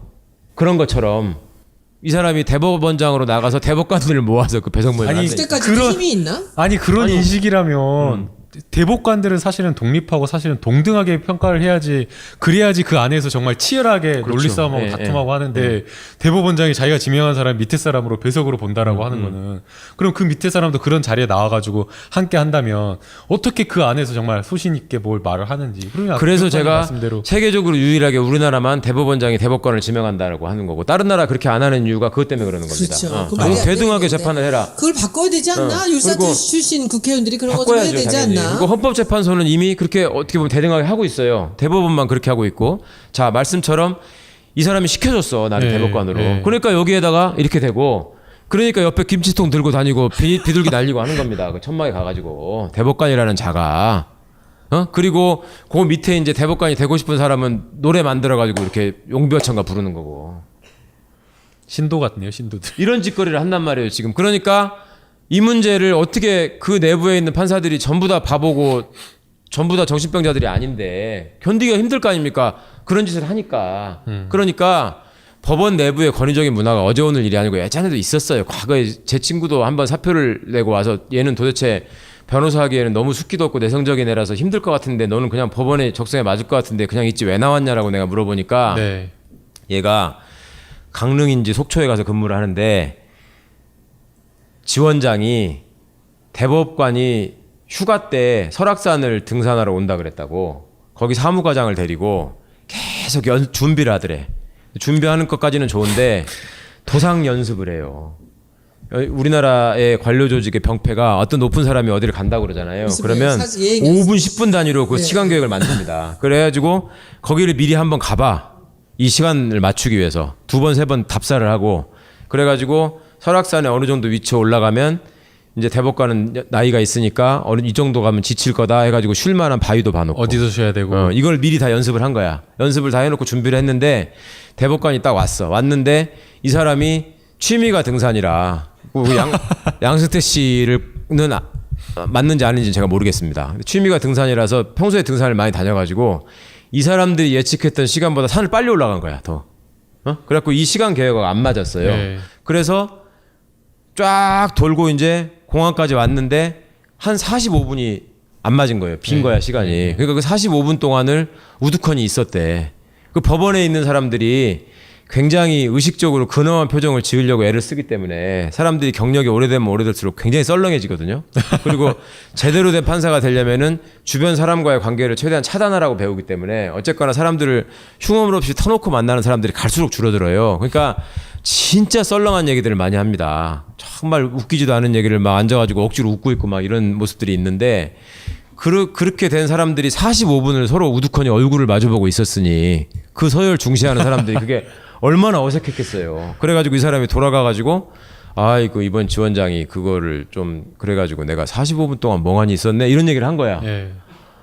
그래가지고 속초 지원장인지 강릉 지원장인지가 거의 이제 눈물이 글썽글썽 해가지고 나는 망했다 이렇게 된 거예요. 이렇게 찾아오기도 쉽지 않은데 이렇게 홀대에서 돌려보냈으니 그래서 얘가 그 옆에서 그걸 지켜보다가 야 이게 판사가 할 짓이냐 나는 이건 못하겠다 해가지고 사표 내고 나온 게 벌써 10여 년 전인 일인데 그 일이 지금 부활을 한 것도 모자라 가지고 이제 더한 일이 생겨가지고 비둘기를 날린다고 하니 그러니 이 판사들이 그런 문제에 대한 설문조사를 해서 우리 대법원의 인사제도를 바꾸자. 그리고 법원 개혁의 핵심은 그거예요. 법원 행정처를 없애는 거하고 법원 행정처에 판사가 출세하는 시스템을 없애야 되고 판사의 승진제도를 없애는 거예요. 대법관이 되는 거 외에는. 이게 핵심인데 그거를 하기 위한 기초조사를 한 건데 그게 지금 대법원장의 입장에서는 자기도 검찰총장처럼 휘두르고 싶은데 이거에 대해서 지금 반대하는 움직임이 있으니까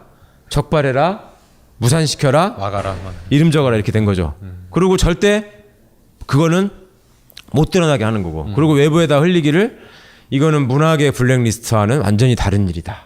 뭐 이런 식으로 물타기를 하고 다르죠. 훨씬 심각하지 이게. 훨씬 더 심각해요. 이게 지금 훨씬 심각한 대통령이나 일이지. 이 청와대나 이런 분들은 다 알고 계시겠죠? 알고 있습니다. 예. 네. 알고 있고 이번 이제 이 블랙리스트 사건과 관련한 그 법관 대표자 회의를 굉장히 많이 염원하고 이 문제를 제기했던 사람이 사표를 내고 지금 청와대 민정수석실에 법무비서관이 돼 있거든요. 네, 잘 알겠네, 그러면. 그러니까 내부적으로 사정은 잘 알고 있는데 문제는 이건 사법부 일이기 때문에 네.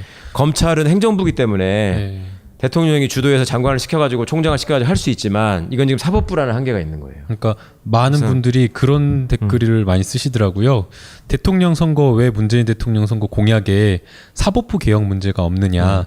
그런데 이제 우리 헌법에서는 이제 사실 이 삼권 분립이 명확하게 되어 있기 때문에 문재인 대통령의 공약 사항으로 이렇게 저렇게 개혁을 하겠다라고 못하는 거죠. 오히려 손혜원 의원님께서 해주셔야 되는데. 법을 바꾸셔가지고 뭐 상고법원이라든지 여러 가지 법관 인사와 관련된 법률을 거기에 개정하면 관련돼서 일을 하고 계신 분들이 있지 않겠습니까? 근데 이제 이게 또 문제가 뭐냐면 이렇게 하고 있는 이제 수법이 보이는데 이 양승태 대법원장이 행정처 차장을 할 적에 대법원장의 신임을 받았던 사건이 몇 개가 있는데 대법원장이 위기에 몰릴 때 말입니다. 아까 이제 대법원 구성이 다양하지 않다 뭐 이런 막 비판을 받고 대법원장 책임져라 물러나라 이런 얘기가 있었을 때 뭘 하냐면 여성 대법관을 최초로 임명을 합니다. 그래가지고 그 위기를 돌파를 하거든요. 양승태 대법원장이 이번에 블랙리스트 파동이 터지고 문제가 생기니까 처음에 한 일이 뭐냐면 아무도 그간에 하마평에 오르지도 않고 물망에 오르지 않았던 이선혜 변호사를 헌법재판관에 지명을 합니다. 느닷없이. 그러니까 헌법재판관이 비어있는 자리가 꽤 있었고 그걸 안 채우고 있었잖아요.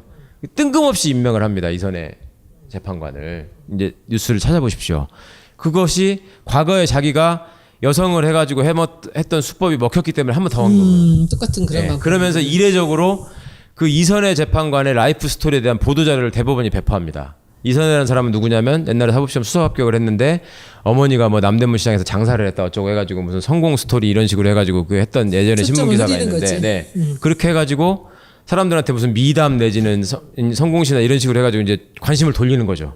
이런 사람을 시켰다. 이런 식으로 하려고. 그러니까 막판에 저희가 그 박근혜 전 대통령에 대한 탄핵 심판 선고 전에 느닷없이 사실은 어떻게 보면 그때 갑자기. 온 국민들은 그 헌법재판관 임명은 탄핵 선고 이후로 될 것이다 그랬는데 갑작스럽게 그 대법원에서 그거와 상관없이 임명할 거다라는 이야기를 했잖아요. 또 그랬다가 임명한다라고 해가지고 아무 이야기를 안 하고 그래가지고 이게 도대체 대법원이 무슨 생각이지 대법원장이 무슨 생각이었는지라고 했는데 바로 이러한 것들이 깔려 있었던 거예요. 그리고 이제 제가 한 3주 전에 이정열 전 부장판사님을 만났는데 이 똑같은 수법을 이번에 또 썼다라는 거예요. 법원 행정처장을 임명을 했는데 여성 김소영 대법관을 거기에다가 지명을 한 두 거거든요. 번째 또 여성 이용 카드입니다. 또 여성 이용 카드인 거예요. 그러니까 이정열 부장판사님 주장에 따르면 네, 이런 거죠. 그러니까 법원 행정처를 여성으로 임명했는데 법원 행정처장이 여성인데 여성한테 너희들이 덤벼? 그러면 여성 인권을 이렇게 하는 거 아니냐라는 그 구도를 만들려고 했다라는 나쁜 거예요. 머리가 발달된 완전 잔머리인 거죠. 사람들이구나. 그런데 이제 이 김소영 대법관의 성격이나 성품을 보게 되면 여성이면 우리가 조금 더 세심하게 배려하고 뭔가 소수자의 인권이나 이런 것들을 좀 생각하는 사람이면 좋은데 그런 사람이 전혀 아니라는 거예요. 그러니까 굉장히 그냥 본인 주관이나 주장만 뚜렷하고 소수자나 약자 배려에 대한 그런 것들이 없고 특히나 뭐 중요한 인권 감수성이나 이 탄사 블랙리스트를 얼마나 심각하게 생각하는지 그런 부분에 대한 고민이 있어야 되는 사람인데 평소에 그런 사람이 전혀 아니라는 거죠. 그러니까 양승태 대법원장이 뭐 사법부의 뭐 판사 블랙리스트와 관련해서 이거 문제 좀 고치고 개선하겠다라고 말을 하면서 행동이라고 하는 것들은 전혀 본인의 어떤 반성이나 아니면 이걸 고치겠다라고 하는 태도를 보이고 있지 않으니까 정말로 문제인 것 같아요. 그 다음에 이게 이제 판사들이 법관 대표회의를 소집해가지고 본격적으로 이제 논의를 하고 다시 이제 진상조사를 하라고 외치는 이유가 그 전에 대법원장이 행정처에 시켜가지고 주도로 만들어진 진상규명위원회가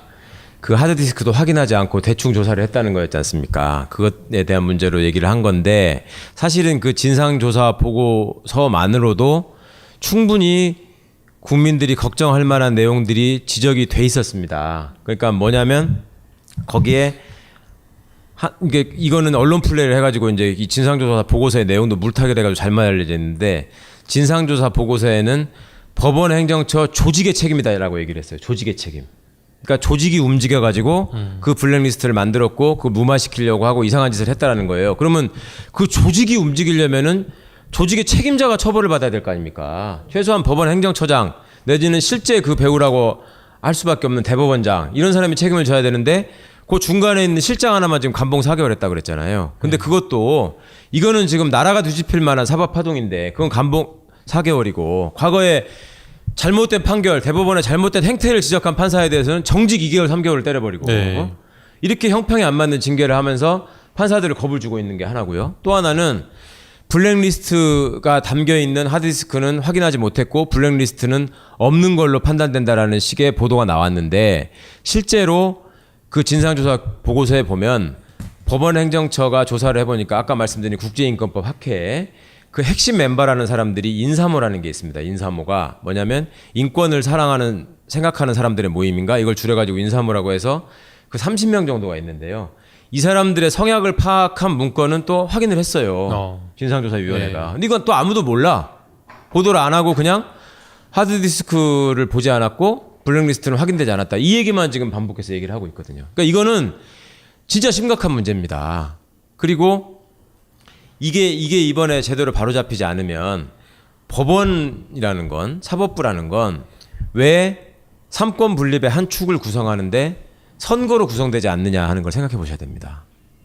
왜 선거로 구성되지 않느냐. 그러니까 우리나라가 법치주의 국가라고 하고 헌법에 의해서 삼권 분립이 규정이 돼 있는데 행정부의 수장인 대통령도 선거로 뽑고 국민들이 그죠? 입법부의 구성원인 국회의원을 다 선거로 뽑는데 막강한 권력을 가진 사법부는 선거로 뽑지 않아요. 그러니까 국민들이 여기도 선거로 뽑자 이런 얘기들을 지금 하고 계시는데 이거는 사실은 몽테스큐의 삼권분립 이론부터 이게 설계가 될 때 사법부는 선출하지 않는 권력으로 만든 이유가 있습니다. 왜냐하면 행정부와 입법부는 항상 다수파가 장악할 것이기 때문에 이거를 최종적으로 판단하는 사법부라도 그 다수파로만 구성되지 않는 조직이 돼야 된다. 그래서 이거는 대통령을 통한 간접적인 민주적 정당성만 가지면 되니까 대법원장을 대통령이 임명하게 한 거고요. 그 다음에 요 사법부 구성원들은 소수자와 약자를 배려하는 이 권력이다 이게. 그래서 선출하지 않은 권력으로 놔둔 거거든요. 이거마저 다수가 장악을 하게 되면 완전히 다수에서 소수가 짓밟히는 결과가 되니까. 좋은 뜻인데 실제로 그렇게 지금 활용되고 있지는 않은 거네요. 그러니까 사법부의 애초에 검찰도 우리가 애초에 설계할 때는 경찰의 횡포로부터 국민들의 인권을 보장하라고 해서 막강한 권한을 줬다고 그랬잖아요. 정말. 근데 이게 망가진 것처럼 사법부를 검사나 마찬가지로 우리가 판사를 또 얼마나 또 이렇게 떠받들고 축혀주냐고요. 그러니까 끼리끼리 모여가지고 그 안에서도 또 시험 성적이 처음에 어땠냐, 너 대학교 어디 나왔냐, 고등학교 어디 나왔냐, 그 다음에 뭐 법원 행정처를 거쳤냐 안 거쳤냐 이런 걸 가지고 자기들끼리 차등을 두고 그 내부에도 이제 사법 귀족들이 생기고 이 사람들이 어떻게 보면 인너서클을 형성해가지고 다음 대법관은 누구 이런 게 사실상 정해져 있고 그리고 김소영 이번 법원 행정처장 같은 경우도 이명박 정권 때부터 늘 있어왔던 얘기가 그때 여성 대법관으로 지명이 됐는데 이 사람은 이 여성 대법관들이 상대적으로 기수가 낮을 때 어릴 때 지명이 되잖아요. 사람이 없으니까 네. 먼저 되잖아요. 네. 그럴 때 무슨 얘기가 있었냐면 이번 양승태 대법원장 다음에는 네. TK 출신의 보수적인 대법원장이 또 한 사람 하고 그 다음은 김소영이 한다. 이게 법원 내부의 그 사법 귀족들 사이에서 회자되는 얘기다. 라는 얘기가 들릴 정도로 인너서클의 핵심에 있는 사람이에요. 보수의 아이콘이네요. 그렇죠. 이거를 여자를 임명했다. 법원 행정처에 여성을 임명했다. 네. 사상 최초다. 이런 식으로 또 써먹는 거죠. 이게 판사가 할 짓이냐고 이거는. 그러니까요. 너무나 정치적으로 속이 뻔히 보이는 수법이고 과거에 또 했던 거를 하니까 아는 사람한테는 금방 뽀록이 나는 건데 이걸 또 다시 하고 있고 그러면서 겉으로는 법관 대표 회의의 의견을 받아들여서 내가 이 판사들의 그 대표자 회의를 상서로 하는데 동의한다 이런 식으로 얘기를 하고 그러면 하드디스크 조사는 어떻게 할 거냐 묵묵부답. 그러니까 계속 지금 판사들은 그걸 하자고 얘기하는 것이고 계속 이거를 벽에다 대고 얘기하는 것처럼 그냥 이렇게 튕겨내 버리니까 그러니까 견디다 못해서 사표를 내는 사람이 나오고 그 다음에 젊은 판사 가운데는 판사들이 외부에 나가서 개인적으로 발언하는 거를 지극히 금기시하거든요. 왜냐하면 자기의 어떤 사적인 의견이 표출되면 다음 재판에 이 사람의 성향 같은 걸로 연결될 수 있기 때문에 그런 걸 굉장히 금기시하는데 지금 판사들이 언론 인터뷰를 자청해가지고 출연을 해가지고 이 사태를 알리기 위해서 호소를 하고 있습니다. 지금 국민들에게. 이게 얼마나 심각한 근데 문제이고. 정말 우리는 몰랐어 잘. 예. 그죠? 근데 그렇게까지 했는데도 지금 우리 모르잖아요. 그리고 그런 황당한 일이 벌어졌다는 것도 모르고 이런 상황에서 지금 대법원장의 권한을 분산하고 법원 행정처의 조직을 재개편하고 행정처라는 건 사무 지원을 해주는 거니까 판사가 그렇게 다 할 필요가 없잖아요. 그렇죠. 그러니까 정책 연구하고 아니면 판사의 사정을 알 수 있는 몇 사람만 있으면 되는 거예요. 법무부에 검사가 다 있어야 될 필요가 없듯이. 그러니까 다른 나라가 다 그렇게 하니까 그렇게 만들면 되고 판사들이 윗사람 눈치 안 보고 자기 소신껏 재판할 수 있도록 승진제도를 없애고 대신에 또 판사도 그냥 시험 잘 보는 재주를 가진 사람만 뽑아가지고 판사를 시키는 이런 시스템에서 지금 바뀌었잖아요. 이제 로스쿨 제도가 네. 되면서 경력이 있는 이제 향후에는 10년 경력이 된 사람 중에서만 판사를 뽑을 거거든요. 그러니까 그 판사도 훨씬 낮을 것 같아. 그렇죠. 근데 네. 판사를 잘 뽑아야 되는 거죠. 그러니까. 이제 또 이명박이 같은 게 대통령이 돼가지고 판사를 어디서 말 잘 듣고 고분고분하고 이상한 생각하고 일배나 접속하고 이런 놈을 뽑아 놓으면 이건 이제 완전히 법원이 큰일 나는 망가지는 거죠. 거고 이 정치 권력이 그나마 올바른 정권으로 이어져서 판사가 공익적인 활동을 많이 하고 그다음에 평소에 소수자를 위한 변론도 많이 하고 인권을 위해서 헌신하고 이런 사람들을 판사로 다 뽑아 놓으면 법원은 좋아질 수밖에 없는 겁니다. 예, 그래서 그런 사람들이 승진이나 이런 저희의 윗사람 눈치를 보지 않고 소신 있게 재판을 해야지 정치 권력의 눈치를 보거나 정치 권력을 의식해가지고 이상한 재판을 하는. 그래가지고 지금 양스태 대법원이 한 대표적인 일 중에 하나가 저기 박정희 때 긴급 조치는 위헌이다라는 게 헌법재판소도 판례가 그렇고 대법원도 그 판례가 있거든요. 그러니까 긴급 조치로 했던 모든 행동 자체가 위헌이다라고 이미 다 양쪽 기관이 결정을 했어요. 그랬는데 당시에 긴급 조치로 구속되고 징역 살고 피해를 본 사람들이 있잖아요. 이 부분들이 손해배상 청구를 했단 말이에요. 당연히 아니 그 자체가 위헌인데 손해배상 청구를 하니까 다 1심, 2심에서 다 이겼어요. 대법원에서 13대 빵으로 깨버렸어 그것도. 어떻게? 그거는 그냥 대통령이 그냥 한 거지 국민 개개인에 대한 손해배상 책임까지 질 일은 아니다 이렇게 해가지고. 와 이거는 정말. 그리고 예전에 진실화해위원회에서 과거사 문제 다 정리해가지고 막 억울하게 간첩 조작 사건 나고 막 이거 다 깨버렸어요 그거 전부 다. 그러니까 우리는 지금 선출된 권력에 집중을 하고 한국 사회에 지금 잘못된 문제들이 이곳저곳에서 너무나 많은 분출하고 있기 때문에 사실은 그 국정농단 사태의 그늘 속에서 이렇게 잘하고 있던 독버섯, 그 다음에 대법원장이 한낱 비서실장이 지시를 받은 그 수석비서관의 수첩에 그냥 언급돼서 지시의 대상이 됐던 나라. 그래서 거기다 써놓고 판사들이 문제가 있음 이런 판사 징계해야 하면 그대로 됐단 말이에요 그게.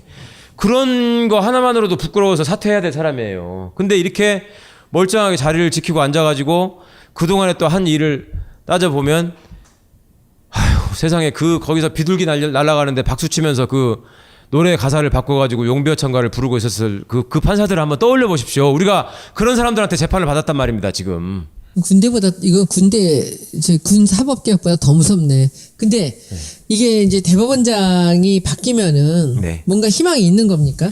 좋은 사람으로 바뀐다면. 그럼 뭐 대통령이 잘 뽑지 않겠습니까? 이제 한 달밖에 안 뽑아야죠. 남았다는 거 아니에요? 그렇죠. 그러면 이제 그 13대 0이었지만 그것을 그 대법원장이 네. 리드를 했던 거 아니겠습니까? 그렇죠. 예, 그러면은 이제 그 사람들이 임기가 다 남아있고 하더라도 이제 좋은 대법원장이 오고 네.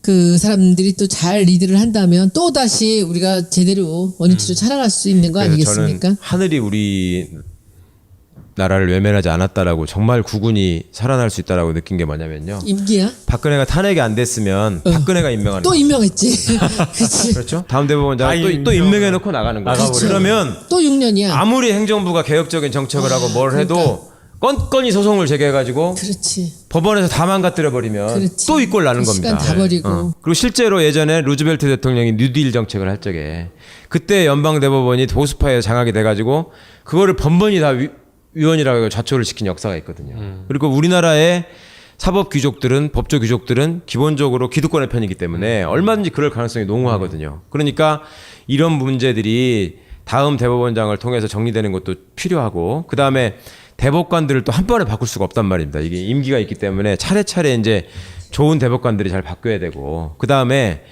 꼭 판사들이 대법관이 돼야 된다라는 이 룰에서 지금 깨져야 됩니다. 왜냐하면 제가 이 사례를 하나 말씀드리고 싶은데 우리가 일반적으로 생각할 때 군인들은 명령 복종에 철저하고 자기보다 높은 사람 보면 깜빡 죽고 네. 검사도 그럴 것 같고 그런 거는 다 그럴 거라고 생각하는데 판사들은 좀 덜 할 거라고 생각하잖아요. 일반적으로. 그렇지 않으신가요? 판사들은 그래도 독립해서 재판하는 사람이라고 하니까 좀 덜 할 거라고 생각하는데 아까 말씀드린 것처럼 그 내부적인 권위의식이나 이런 게 정말 쩔어 있고 그 다음에 그런 게 쩔어 있다 보니까 제가 참 어떤 슬픈 일을 봤냐면 예전에 제가 군대 법무관을 할 적에 그 사단장이라는 사람이 대외 활동을 되게 활발히 하고 싶었던 사람이에요. 네. 그래서 자기가 법원장이나 검사장을 좀 만나고 싶대. 그러니까 거기 이제 전주에 있으면서 이렇게 기관장 모임 같은 걸 하면은 만나는데 군인 입장에서 볼 때 아무래도 법원장, 검사장이 거기서 이제 직급도 높고 친해지고 싶을 거 아니에요. 그러니까 네. 한번 자기를 소개를 해달래. 그래가지고 이제 법원장 저기 하는데 이제 인사한다고 갔어요. 그런데 그때 이제 당시에 그 전주 법원장으로 있던 분이 과거에 이회창 씨가 판사 시절에 대쪽법관이라고 명성을 가졌던 꽤 그 신망을 받는 유능한 법관이었는데 이회창 다음은 이 사람이다라고 지목될 정도로 꽤 유능하고 소신 있는 판사라고 했던 분이에요. 예. 근데 이분이 법원장으로 있으니까 저는 이제 딱 갔지. 가가지고 이제 옆에 앉아 있는데 아니 둘이 얘기를 하는데 법원장이 사단장한테 뭐라는 줄 아세요? 사단장님은 정말 좋겠습니다. 내가 부럽습니다. 그래. 그래서 저 사람이 왜 저러지? 내 속으로 왜 저러지 하고 의아해하고 있는데 아니 사단장은 일단 그 전속부관이 이렇게 가방 못지가 일단 따라왔잖아. 어? 그것도 부럽고 일단 그 다음에 한마디만 하면 죽는 신용도 하지 않습니까? 어?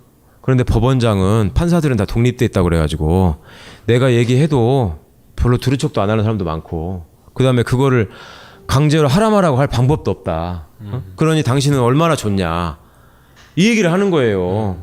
그 군인한테. 내가 속으로 정말 저게 법원장이야. 이런. 내가 속으로 야 그러면 육사를 가지 임마. 그러면 군인들 하던가. 뭔 짓이야 이게. 그러고 나서 더 창피했던 건 제가 엊그제 그 지난번에 전국구에서 그 얘기 했잖아요. 그 골프장에서 뭐 주워다가 그 내부에다가 골프 연습장 만들어 놓고 병사들 괴롭힌다고. 그런 연습장이 거기도 있었거든요. 세상에 그 사단장한테 나 거기 연습장 좀 가서 연습 좀 하게 해달라고. 아유 나는 그냥 그거 있다 그러니까 한번 그냥 거기에 그런 게 있다면서를 시켜주는 뜻으로 이렇게 하는 줄 알았어. 이 사람 사실은 그때만 해도 변호사들한테 얘기하면 그거 다 해줄 때야. 그러니까 그냥 한번 해본 얘기겠거냐 하고 생각을 했는데 아니 그러고 있다가 한 일주일쯤 지나서 이제 제가 밥 먹으러 갔는데 사단장이라는 사람이 나 이렇게 딱 보더니 야 나는 서울법대 나오고 뭐 판사하고 그러면 대단한 사람인 줄 알았어. 그래서 창피해. 자존심 박살내셨겠네. 그래서 무슨 말인가 했더니 그때 거기 우리 연습장 만들어 놓은 거 그거 구질구질해서 우리도 잘 안 가잖아. 법원장 날마다 온대. 이야 이건 정말 그러니까 연습할 데가 없었나 보지. 세상에 어디 치사하게 연습할 데가 없어가지고 그런데 그런 생각을 가지면서 조직 생활을 한다는 게 국민들한테는 얼마나 끔찍한 일이냔 말입니다. 그러니까 법관 한 사람 한 사람의 양심과 자존심에 기반을 해가지고 내가 독립적으로 판단한다라는 거에서 보람을 얻는 것이 아니라 내가 여기서 한 칸 한 칸 올라가고 그래서 윗자리에 올라가가지고 편하게 지내면서 사람들을 거느리고 이 사람들이 나한테 고개를 숙이고 이런 모습에서 쾌감을 느끼는 모습으로 법관들이 살아간다면 그래서 그런 사람들이 법원장이 되고 대법관이 되고 대법원장이 된다면 그러면 재판받으러 온 사람들은 그걸 뭘로 생각하겠냔 말이에요. 그렇게 하지 말라고 그 수백 년 동안 사람들이 제도를 만들고 다른 나라에서 그렇게 제도를 만들고 사법부의 독립이 그렇게 소중하다고 그러고 이거는 소수자와 약자를 대표해야 되니까 선출하면 안 된다고 하고 얼마나 우리가 사법부 독립을 정말 존중합니까? 그리고 한홍구 선생님이 쓰신 과거 역사책 같은 현대사 책을 보면은 한홍구 선생님이 말씀 통탄하시는 게 그 부분이 있어요. 당시에 고문 당해가지고 조작당한 간첩들 이런 분들이 그 피해자들이 법정에 서가지고 맨 처음에 조사받으러 갈 때는 고문 당하면서 검사는 내 말을 믿어주겠지 했다가 검사한테 가가지고 나 고문 당해서 허위자백했다 그러면 검사가 바로 고문한 애들 다시 부르잖아.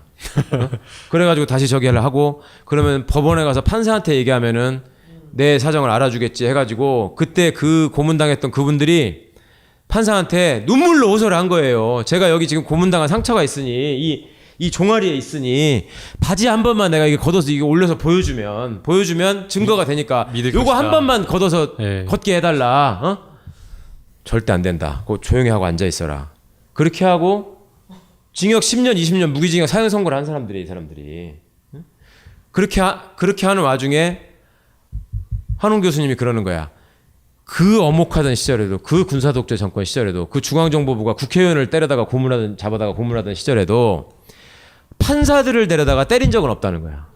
판사들은 어디 저기 막 영월지원 같은데 막 이런 데로 좌천시켜서 시골로 보내버리는 짓을 했어도 판사들을 테러한다거나 잡아다가 때린다거나 한 적은 없다. 사표를 압박을 해가지고 사표를 받은 적은 있어도 그러면 남들은 막 죽어가면서까지 민주주의를 얘기하는데 그런 신분 보장을 받고 그렇게 사실은 권력기관도 어느 정도는 이렇게 터치하지 못했던 자리에 있었던 사람들이 그따위로밖에 재판을 못하느냐 이런 통탄을 했는데 그렇게 해놓고 나중에 지났으면은 반성이라도 해야 될 거 아닙니까? 참여정부 시절에 진실화해위원회에서 긴급조치 시절이나 계엄 시절에 그 독재 시절에 그 잘못된 판결을 했던 거를 자료집을 내겠다고 했단 말이에요. 그래서 그 자료집에다가 그 판결문을 그대로 수록하겠다. 그러니까 판사들한테 이상한 판결한 사람한테 가서 기자들이 인터뷰를 요청하면 판사들이 늘 써먹는 얘기가 법관은 판결로만 말합니다. 이런 소리를 합니다. 그러니까 그러면 니네들이 한 판결이니까 예. 과거에 판결로 그리고, 이야기하자. 지네들이 잘못했다고 했잖아 또. 그때 대법원장은 사과했단 말입니다. 그러니까 그때 당시에 판결문들을 자료로 남겨서 다시는 다음에 이런 일이 없도록 하자 해서 그 자료집을 만들려고 하니까 당시에 한나라당 중심으로 그 저기에 줄대고 있는 변호사들 뭐 온갖 이런 사람들을 총동원해가지고 절대 거기 이름을 지워야 된다. 판결문에 이름을 지워야 된다. 아니 판결로 말한다는 놈들이 이름을 지워버리면 누가 말하는 거냐고 그거는. 그런 짓거리를 해놓고 나는 판사였으니까 내가 판사였는데 판사가 판결하는 거는 민주주의 원칙상 아니 억울함을 항소하시면 되고 이런 소리를 하면서 살아왔던 사람들이란 말이에요. 그런데 이게 그나마 좀 민주화된 시절을 거치고 민주정부를 거치면서 법원이 이래서는 안 된다라는 양심적인 판사들에 의해서 한 번씩 그 고비를 넘어가면서 대법원장을 물러나게 하고 몰아내 가면서 그래도 조금씩 진전시켜온 역사가 있었는데 양승태가 다 이거를 말아먹었어. 한 방에 한 줄로 등산이나 시키고 비둘기나 날리고 노래 부르게 하는 사람이 고정하시고요. 고정하시고 제가 보기에는 지금 우리 이 대법원장이 될 만한 좋은 사람들이 좀 있나요? 있죠. 예. 대법원장을 우리 뭐 최강욱 예를 변호사님 또 들어서 대법원장 가셔야 아니 안돼 거기 지금 아니, 뭐 가실 때가 너무 계약이랑 많아요. 너무 많아 계속 이리 갔다 저리 갔다 자리 차면 또 딴 데로 가고 뭐야 누가 예를 들면 어떤 분이 대법원장을 하면 좋을까요? 아니 뭐 한 세 분만 우리 그냥 우리 마음대로 왜 못해? 아니 내일 모레 또 저기가 될 텐데 뭐, 저는 그래도 예전부터 그냥. 우리 네. 저기 민변 회장을 하고 사법개혁 작업을 했던 김선수 변호사 같은 분이 예. 대법원장이 됐으면 좋겠다라고 생각을 했는데 지난번 대법관 추천 때 할 수 있었는데 끝내 빼버렸죠. 예. 지금 양선태 대법원장이 추천할 수 있었는데 예. 끝내 빼버렸고 그러면 대법원장을 시키는 것도 방법이겠다 이런 생각을 하고 대법관에서 빠지고 네, 그 다음에 지난 참여정부 시절에 아주 좋은 판결을 남겼던 그 판사들이 대법관들이 있습니다. 네. 예를 들면 전수환 대법관 같은 분은 여성이신데 그 퇴직하는 퇴임사에서 그런 얘기를 했어요. 정말로 소수자와 약자들이 기댈 수 있는 법원이 됐으면 좋겠다라는 취지에 제가 그 원문을 좀 찾아보셨으면 좋겠는데 전수환 퇴임사 이렇게 검색하면 나올 겁니다. 거기에 정말 제 마음속에 잘 남았던 얘기는 지금 새로 임관하는 법관들은 여성이 더 많습니다. 네. 왜냐하면 성적순으로 판사를 뽑았다고 했잖아요. 그러니까 성적으로 하면은 이게 지금 여성이 항상 이기거든요. 그러니까 반이 넘어요 판사가. 그러니까 전수환 대법관이 뭐라고 말씀을 했냐면 나중에 세월이 흘러서 여성이 다수를 점하는 여성이 법관의 다수를 점하는 시대가 되더라도 지금처럼 다른 성에게 한두 자리 정도만 배려하는 식의 대법원이 되지 않기를 바랍니다. 정의라고 하는 것은 정의로운 결론으로도 이어져야 하지만 구성 자체로부터 정의로워야 합니다. 정의롭게 보여야 합니다. 그래서 언젠가 여성 법관이 대다수가 됐을 때 자 우리가 많으니까 남자 한두 개 줄게. 지금 그런 식으로 하고 있잖아요. 네. 그렇게는 하지 말자라는 말씀을 남기고 떠났거든요. 자 그런 분도 있었고 우리가 찾아보면 그 13명 14명이라는 숫자에 묻혀 있어서 한 사람 한 사람이 드러나지 않았을 뿐이지 찾아보면 있습니다. 그리고 그때 당시에도 정말 판사 사표를 던져가면서 대법관의 대법원의 그 보수적인 구성에 항의하면서 나갔던 박시환 대법관 같은 분도 있고, 그 다음에 지방대 원광대학을 나와가지고 노동법에 관한 그 노동자들을 위한 좋은 명판결을 남겨가지고 대법관이 된 김지영 대법관 같은 분도 있고, 그런 분들이 다 대법관으로서 유의미한 판결들을 남겼거든요. 그러니까 우리 찾아보면 얼마든지 있고. 대통령이 우리 그 문재인 대통령이 사람 잘 보시니까요. 네네. 저는 특히나 본인이 또 변호사시고 저는 좋은 분을 잘 선택해서 대법관을 임명하시리라고 봅니다. 네. 그래서 너무 열받지 마시고요. 근데 이제 우리 오늘 이게 마지막 시간이 아닙니까? 네, 벌써 이제 이렇게 시간이 얼마 갔어요 또? 1시간 반 정도 벌써 지났죠. 그렇습니까? 이게 최강 변호사님 화날 때가 제일 재밌는 것 같아요. 그런데 하여튼 오늘이 마지막 시간인데 우리가 이제 조금씩 모자라는 점들, 뭐 좀 아쉬운 것들도 이제 나중에 녹취하면서 책을 만들다 네. 보면 있을 것입니다. 그런 것들은 또 우리가 하면서 조금씩 보완하면서 이제 하면 될 것 같고요. 이제 드디어 이제 다음 주에 우리 그 마지막 공개 10회를 방송을, 겸한 공개 방송을 네. 하지 않습니까? 네. 저는 100명 달성했어요. 최강욱 변호사님 100명, 손님 100명 모시고 오는 거 자신 있으십니까? 지금 제가 댓글로 달아달라고 말씀드렸는데 아까 여기 오기 전까지 한 25분 정도 하셨던데 한 2시간 사이에 네. 네, 뭐 어떻게 될지 모르겠습니다. 뭐 아직 일주일 넘게 남았으니까 네네. 걱정 마시고요. 우리 김남국 변호사님 자신 있습니까? 전체적인 나이를 좀 내려야 되지 않겠습니까? 네, 결혼식으로 하고 이제 그날 결혼한다라고 해갖고 초대를 결혼하면 하겠습니다. 다들 안 오는 거 아닙니까? 더. 안 믿고 예, 그리고 믿지를 않아가지고. 이제 우리 일단은 우리가 한 사람씩 맡은 지금 게스트가 있지 않습니까? 그죠? 네네. 예, 우리 다 잊지 말고 네. 이제 챙겨서 같이 약속해서 저는 잊었는데 누구? 누가 할까요? 우리 박 변호사 할까요? 알아서 재밌을 뭐 것 같아. 내려오세요. 박 변호사 어때요? 너무 재밌죠. 네. 또 특히나 최강욱 변호사님. 그러니까 그렇죠. 군 얘기하면서 해서 하고 네. 그리고 이제 우리는 정치 알바 쪽 하고 네네. 그리고 이제 이 전국구로 이제 최강욱 변호사님을 데뷔시킨 우리 정봉주 전 의원님 또 하시고 해서 하여튼 재미있게 그리고 굉장히 즐겁고 보람있게 우리 정치 알바의 마지막 그 10회를 겸한 콘서트를 해보도록 하겠습니다. 그때는 이 10화를 얘기하기보다는 이제 우리가 처음 이거 시작하면서부터 그 한 회 한 회를 정리를 하면서 이제 넘어가는 거죠. 네, 그렇게 짧게.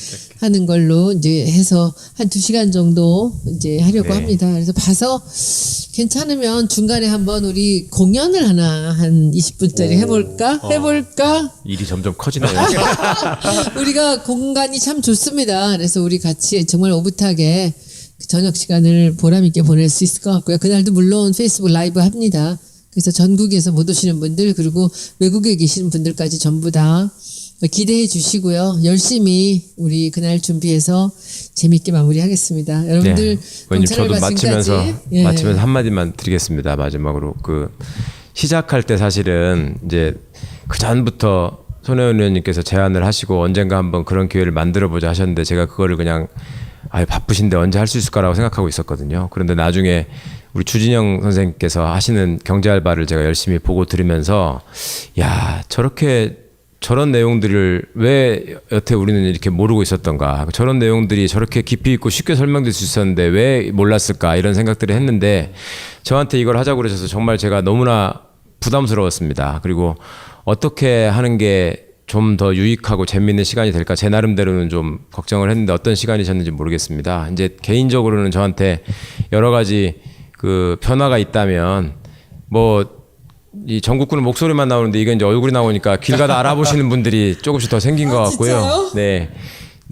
내일 모레 콘서트 때도 더 말씀드리겠지만 하여튼 재밌는 일들이 조금 최근에 생겼습니다. 그 다음에 또 하나는 이제 그 문자나 메신저나 이런 걸로 저를 진심으로 걱정해 주시는 분들이 많습니다. 네가 어쨌거나 변호사 하면서 장사를 해야 되는데 그렇게 온데 가가지고 모두가기를 하고 다니면 검사도 너를 싫어하고 경찰도 당연히 싫어할 거고 심지어 판사도 싫어하고 이제 대법원장까지 맘먹자고 덤벼들면 너는 도대체 장사를 어떻게 할 거냐라는 걱정을 하시는 분들이 실제로 있는데 대한민국이 그 정도까지 형편없지는 않습니다. 제가 이명박 박근혜 정부 시절이라고 해서 조용히 그냥 다녔던 건 아니고요.